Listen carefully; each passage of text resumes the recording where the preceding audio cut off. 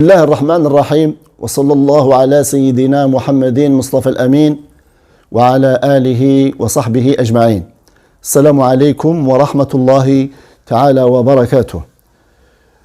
نعود أيها الإخوة إلى الحكمة من جديد، حكمة ابن عطاء الله المباركة، ومع الحكمة 14 أيضا، والتي يقول فيها رحمه الله: الكون كله ظلمة، وإنما أناره ظهور الحق فيه، فمن رأى الكون ولم يشهده فيه أو عنده أو قبله أو بعده فقد أعوزه وجود الأنوار، وحجبت عنه شموس المعارف بسحب الآثار.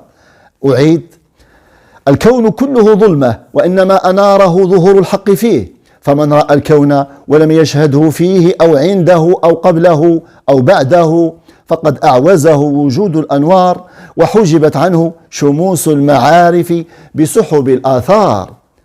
وعدناكم بأن نعود إلى هذه الحكمة المباركة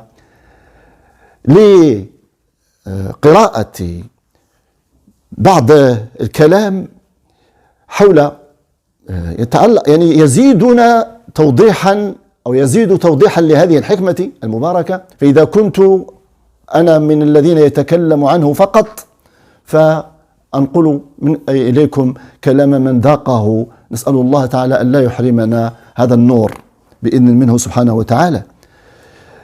قبل ذلك نتأسف، كما يقال، نتأسف أيها الإخوة كيف أن الإنسان يكره الظلام الحسي ويحب النور الحسي، ولا يخاف من الظلام المعنوي، ولا يتشوق إلى النور المعنوي. يعني الإنسان إذا زيل عنه النور الدنيا في مكان مظلم يخاف، ولكن أيها الإخوة ظلام المعنوي، ظلام بعدنا عن الله وبعدنا عن الوحي وبعدنا عن ربنا سبحانه وتعالى، بعدنا عن أوامره ونواهيه، هذا أخطر وأشد من الظلام الحسي الذي يخاف منه الإنسان في الدنيا. ومثل ذلك النور، نحن في أمس الحاجة إليه في الدنيا والآخرة أكثر من هذا النور الذي في الدنيا. والله تعالى يقول: أو من كان ميتا فأحييناه وجعلنا له نورا يمشي به في الناس كمن مثله في الظلمات ليس بخارج منها. وقال: أفنجعل المسلمين كالمجرمين ما لكم كيف تحكمون. وقال: أم حسب الذين اجترحوا السيئات أن نجعلهم كالذين آمنوا وعملوا الصالحات سواء محياهم ومماتهم ساء ما يحكمون. وقال: أفمن كان مؤمنا كمن كان فاسقا لا يستوون. وقال: أفمن وعدناه وعدا حسنا فهو لاقيه كمن متعناه متاع الحياة الدنيا ثم هو يوم القيامة من المحضرين، إلى غير ما هنالك من الآيات الكريمة. ثم أيها الإخوة، يقول صاحب مدارج السالكين ابن القيم رحمه الله: نستمع أيها الإخوة إلى هذه النصوص كيف تقربنا من معاني هذه الحكمة المباركة. يقول في كتابه الجواب الكافي: إذا استنار القلب بهذا النور، يعني إذا استنار القلب أقبلت وفود الخير إليه من كل جانب، كما أنه إذا أظلم أقبلت سحائب البلاء والشر عليه من كل مكان. إذن عندما يدخل نور الوحي إلى القلب، نور القرآن إلى القلب، نور الذكر إلى القلب، نور اليقين والصدق إلى القلب، قال لك وفود من الخير تأتي إلى هذا القلب. والعكس أيها الإخوة، عندما تدخل الظلام إلى هذا القلب فوفود من الشر تأتي إليه، نسأل الله العافية. ثم يقول في مكان آخر في إحدى كتبه: يقول: يصف نور الإيمان الذي في قلب المؤمن.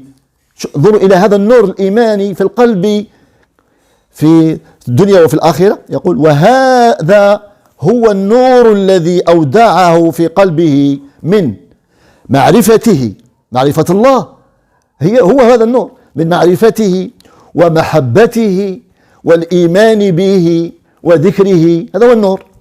وهو نوره الذي أنزله إليهم، يعني القرآن، فأحياهم به وجعلهم يمشون به بين الناس، وأصله في قلوبهم، ثم تقوى مادته يقوى هذا النور بقراءة القرآن، بذكر الله تعالى، بالإقبال على الأوامر والابتعاد عن النواهي.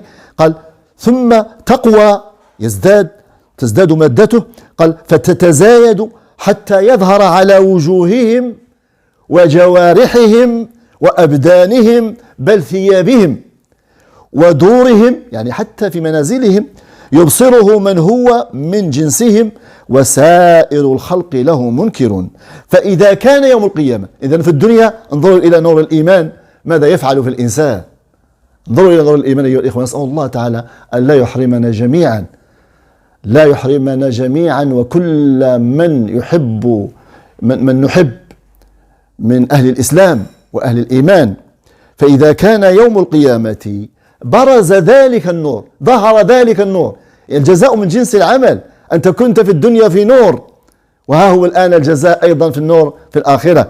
فالله تعالى يعطي ذلك النور في يوم القيامة بحسب ما كنا نحن مقتربين ونعيش هذا النور في الدنيا. فإذا كان يوم القيامة برز ذلك النور وصار بإيمانهم يسعى بين أيديهم وفي ظلمة الجسر، يعني في ظلمة الصراط، حتى يقطعوه وهم فيه على حسب قوته وضعفه في قلوبهم في الدنيا.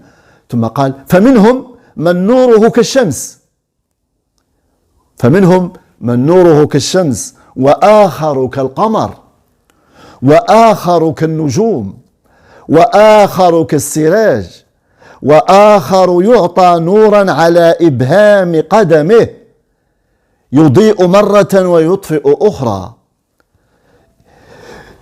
إذا كانت هذه حال نوره، أو إذ كانت هذه حال نوره في الدنيا فأعطي على الجسر بمقدار ذلك.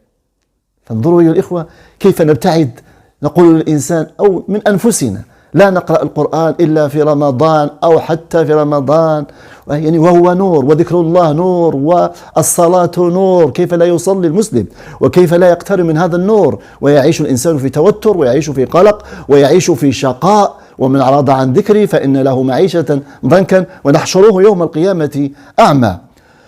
ثم قال يعني يذكرنا هذا بقول الله تعالى يوم ترى المؤمنين والمؤمنات يسعى نورهم بين أيديهم وبأيمانهم بشراكم اليوم جنات تجري من تحتها الأنهار خالدين فيها ذلك هو الفوز العظيم. يوم يقول المنافقون والمنافقات للذين آمنوا انظرونا، التفتوا إلينا، يعني انظرونا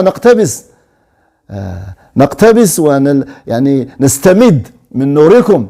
قيل ارجعوا وراءكم فالتمسوا نورا. قال العلماء التفسير يعني يقال لهم ذلك سخرية، يعني ارجعوا إلى الدنيا لتأخذوا هذا النور. هو فعلا أن هذا النور أصله من الدنيا، أصله من هذه اللحظة التي هو الإنسان في هذه الدنيا قبل فوات الأوان، ولكن يقال لهم ذلك استهزاء وسخرية بهم. ارجعوا وراءكم فالتمسوا نورا فضرب بينهم بسور له باب باطنه فيه الرحمة وظاهره من قبله العذاب. الآيات. وقال يا أيها الذين آمنوا اتقوا الله وآمنوا برسوله يؤتكم كفلين من رحمته ويجعل لكم نورا تمشون به ويغفر لكم والله غفور رحيم. ثم قال ابن القيم رحمه الله قال يعني نورا يمشون به، قال فيها نكتة بديعة، فيها فائدة بديعة. ما هي؟ قال وهي أنهم يمشون على الصراط بأنوارهم كما يمشون بها بين الناس في الدنيا، ومن لا نور له فإنه لا يستطيع أن ينقل قدما على قدم على الصراط، فلا يستطيع المشي أحوج ما يكون إليه. نسأل الله تعالى لا يحرمنا أيها الإخوة فضل هذا النور وخير هذا النور وسعادة هذا النور لكل أمة الإسلام. وفي أخيرا في كلام الله أيضا من كتاب إغاثة اللهفان يقول رحمه الله وأما محبة الرب سبحانه وتعالى هي النور، هي نور الله. وأما محبة الرب سبحانه فشأنها غير هذا الشأن. قال فإنه لا شيء أحب إلى القلوب من خالقها وفاطرها، فهو يعني سبحانه وتعالى فهو إلهها ومعبودها ووليها ومولاها وربها ومدبرها ورازقها ومميتها ومحييها. فمحبته نعيم النفوس وحياة الأرواح وسرور النفوس وقوت القلوب ونور العقل وقرة العيون وعمارة الباطن، فليس عند القلوب السليمة والأرواح الطيبة والعقول الزكية أحلى ولا ألذ ولا أطيب ولا أسر ولا أنعم من محبته.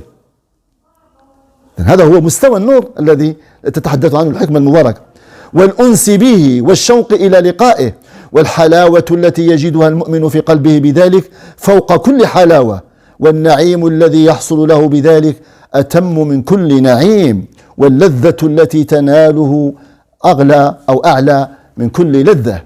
إذن أكتفي بهذا القدر أيها الإخوة بعد أن قبل أن نذكر هذه الحكمة المباركة تذكيرا بها. قال ابن عطاء الله السكندري رحمه الله: الكون كله ظلمة، وإنما أناره ظهور الحق فيه، فمن رأى الكون ولم يشهده فيه أو عنده أو قبله أو بعده فقد أعوزه وجود الأنوار، وحجبت عنه شموس المعارف بسحب الآثار. أقول قولي هذا وأستغفر الله العظيم لي ولكم، والسلام عليكم ورحمة الله تعالى وبركاته.